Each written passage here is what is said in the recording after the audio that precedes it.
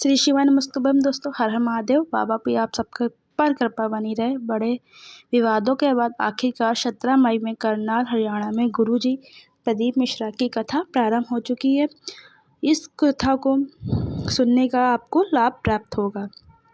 7 दिवसीय कथा है जो शिव महापुराण कथा है, जिसे आप 17 मई से 23 मई तक आस्था चैनल पर यूट्यूब पर आपको माध्यम से मिलेगी और टीवी में भी आपको मिलेगी।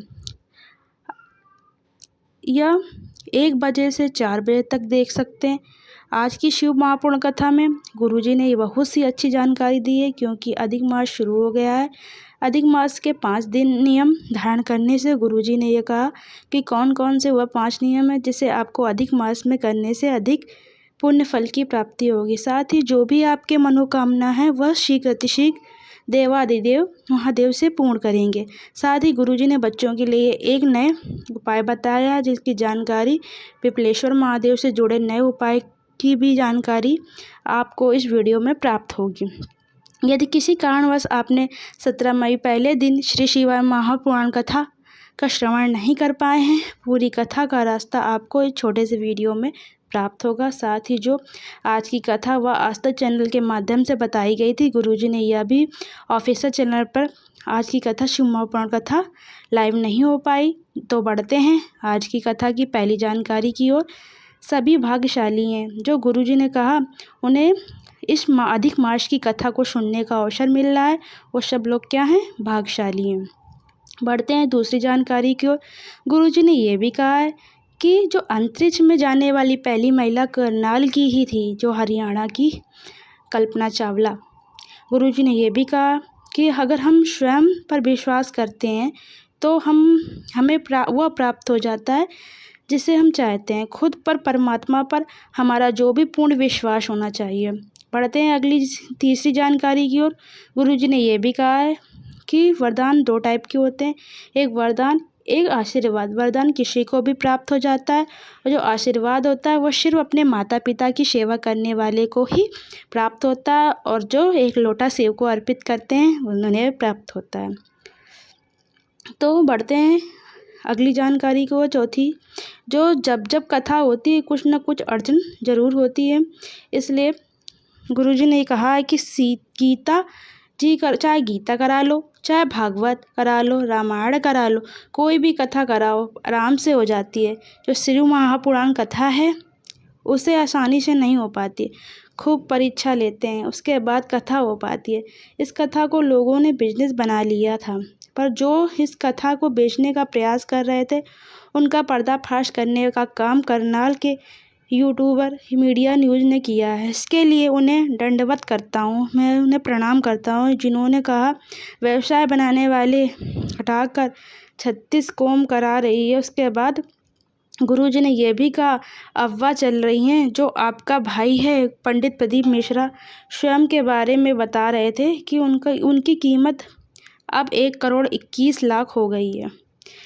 अभी तक हमने सुना था कि 20 लाख, 25 लाख, 70 लाख, 60 लाख, पर अब गुरुजी ने कहा है कि अब आपको भी खुश होना चाहिए कि आपकी जो भाई की कीमत 1 करोड़ 21 लाख हो गई है, और आज तक किसी भी मीडिया में नहीं है मिले। गुरुजी ने कहा हम आज तक किसी भी मीडिया से नहीं मिले हैं। गुरुजी ने ये भी कहा कि अब हम मिलेंगे, क्योंकि अधर्म का नाश करें और धर्म की स्थापना की, असत्य को हटाकर सत्य की स्थापना करनी है। इस 36 कौम में सभी सदस्य से हम मिलेंगे जिन्होंने अपनी हथेली पर कथा झेली है, और कथा करनाल हरियाणा में हो रही है, बहुत ज़्यादा अफवाह में थी। हमने भी वीडियो कई देखे यूट्यूब पे, आज सभी ने भी देखे होंगे। कितनी ही विवादित है कि जिसमें गुरुजी ने बदनाम किए जा रहा है, वह इतने पैसे लेते हैं, उतने लेते हैं, इतने लेते हैं, इस तरीके से उन्हें बदनाम किया जा रहा है। बढ़ते हैं अगली 5वीं जानकारी की ओर। कोई कहता है कथा कैसे सुनना चाहिए, क्या फलाहार करके, भूखे रहकर? गुरुजी ने कहा तुम दोनों टाइम फलाहार करो और या एक टाइम फलाहार करो, इसके कर एक टाइम खाना खाओ, दोनों टाइम खाओ, या फिर निर्मल भाव से पूर्ण विश्वास से शिव महापुराण कथा सुनोगे। जब भी सार्थक है तभी यह फिर आप दोनों टाइम फलाहार करके सुनो या कैसे भी सुनो, आपके मन से ही कथा सुननी चाहिए। थोड़ा सा आप कथा निर्मल भाव से जब भी सुनेंगे तो आपका विश्वास के साथ कथा को सुनना चाहिए। पढ़ते हैं अगली 6वीं जानकारी की ओर। गुरुजी ने यह भी कहा, अधिक मास में भोलेनाथ की कृपा प्राप्त करने के लिए, उन्हें रिझाने के लिए 5 चीज़ें जरूर धारण करो। यह अधिक मास में 17 मई से 15 जून तक धारण करो। 5 चीज़ें शिव को जरूर अर्पित करें। क्या? 1 लोटा जल आपको शिवलिंग पर अर्पित करना है डेली, और बेलपत्र या तुलसी को कार्यारा, जो तुलसी कार्य का मिल जाए, या बेलपत्र का या शमी पत्र का, भोलेनाथ के चाहे मंदिर चले जाएं, एक दीपक आपको ज़रूर वहाँ पे प्रज्वलित करना है, या शिवालय चले जाइए, या तुलसी या बेलपत्र, कहीं भी आपको एक दीपक जरूर प्रज्वलित करना है पूरे मास। चाहे बेलपत्र के वृक्ष पे लगाने, नियम को अगर धारण करेंगे, तुलसी का जो भी क्या वह आप एक दिया लगाने का प्रयास करें। फिर भोलेनाथ के मंदिर में इन तीनों में से कहीं भी आप ऐसे नियम धारण जरूर करें।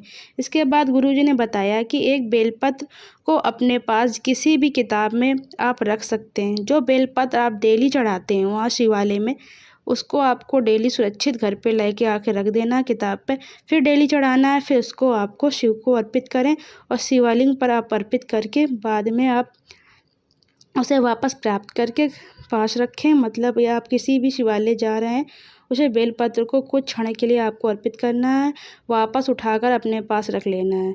ऐसे करके पूरे 30 दिन आप अधिक मास में के महीने में आपने 17 मई से 15 जून तक करना है। इसे पूरे दिन आपको बेलपत्र को भोलेनाथ के शिवलिंग के अर्पित करना है और वापस प्राप्त करके रख देना है। और ऐसा बेलपत्र अधिक मास में रोज अर्पित करेंगे तो वापस प्राप्त करेंगे आखिरी दिन उसे। अधिक मास में उस दिन आपको मालपुआ बनाना है।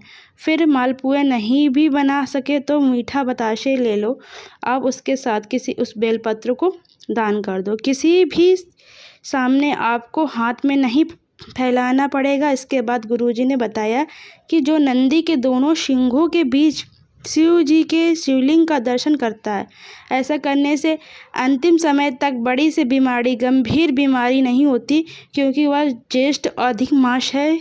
यदि आपको नंदी के दोनों सिंह उसमें से फिर आप भोलेनाथ के शिवलिंग का दर्शन करते हैं और कोई भी बड़ी सी बीमारी हो, आपको जीवन भर हो रही हो, नहीं हो सकती, और प्रयास करेंगे आप इस तारीख को भोलेनाथ के आप मंदिर जाएं और उनके दर्शन जरूर करें। साथ ही गुरुजी ने यह भी बताया कि प्रदोष काल में श्री शिवाय नमस्तुभ्यम, ओम नमः शिवाय या श्री शिवाय नमस्तुभ्यम का जाप 5 बार अवश्य करें। रोज़ ऐसे नियम बना लें।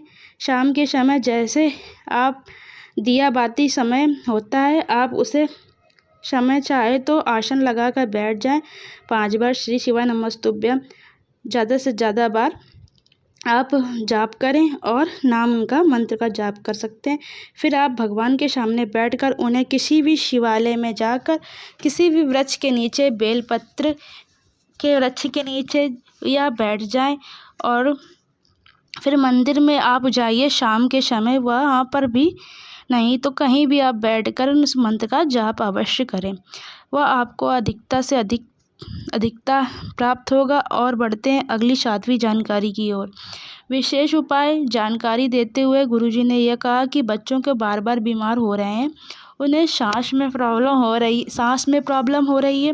पीपल का एक छोटा सा पत्ता आपको लेना है, बिल्कुल छोटा सा पत्ता आपको लेना है, और एक छोटी सी आपको बेलपत्र लेनी है।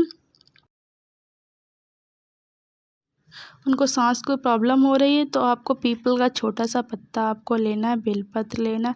अधिक मास की 7वीं तिथि पर जब आएगी, तो अधिक मास आज से ही चालू हो गया है। जब ये 7वीं तिथि आएगी तो आपको पिपलेश्वर महादेव का नाम लेकर शिवलिंग पर अर्पित कर देना है, वापस आपको प्राप्त करके ले आना है। बच्चे के मतलब जहाँ बच्चा रह रहा है उसके किसी भी स्थान पर आपको घर के अंदर रख देना है। बस आपको इतना ही करना है। जो पीपल का पत्ता है उसे पिपलेश्वर महादेव के नाम से अर्पित करना है। बाद में उसको घर जहाँ पर बच्चा रह रहा है उसे वहीं पर आपको रख देना। आपको ज़रूर लाभ देखने को मिलेगा। उपाय सिर्फ अधिक मास की 7वीं तिथि को किया जाता है।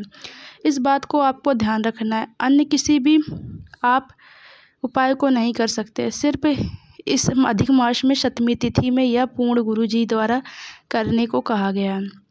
अगली जानकारी को जैसे 18 मई अधिक मास का सोमवार का दिन है। कल के दिन ही आज की कथा गुरु जी ने उपाय बताया। जैसे कि आपको शाम के नाम मंत्र जाप जरूर करना है। भोलेनाथ के मंदिर में बेलपत्र के नीचे आप तुलसी की ओर जरूर जलाएं। और कल सोमवार का दिन है। इस दिन आपको 3 जगह दीपक लगाना ही है। शिवालय में ज़रूर लगाइए, बेलपत्र में नीचे ज़रूर लगाइए, तुलसी के एक ज़रूर लगाइए। पूरी मास में आपको एक दीपक जरूर प्रज्वलित करना है। भोलेनाथ शिवलिंग पर एक छोटा सा जल लोटा अर्पित कीजिए और लक्ष्मी की कमी नहीं रहेगी। एक लोटा जल आपको एक कमल गट्टा डालकर फिर शिव शिवाय नमस्तुभ्यम का मंत्र जाप करते हुए आपको भोलेनाथ के शिवलिंग पर अर्पित करना। मई अधिक मास को जो कर सकते हैं। इसके बाद गुरुजी की अगली महापुराण कथा होगी 27 मई से 2 जून तक आएगी। जो कथा महाराष्ट्र में होने जा रही कथा की उपाय से जुड़ी वीडियो आपको सूचित करी जाएगी। सवाल या क्वेश्चन या कमेंट में जारी है, कुछ भी कर सकते हैं। वीडियो थोड़ा सा उपयोगी लगा हो तो वीडियो को लाइक करके कमेंट बॉक्स में हर हर महादेव जरूर टाइप करें। श्री शिवाय नमस्तुभ्यम। भोलेनाथ की आप सब पर कृपा बनी रहे। आप सबका कल्याण हो। बाबा सब पर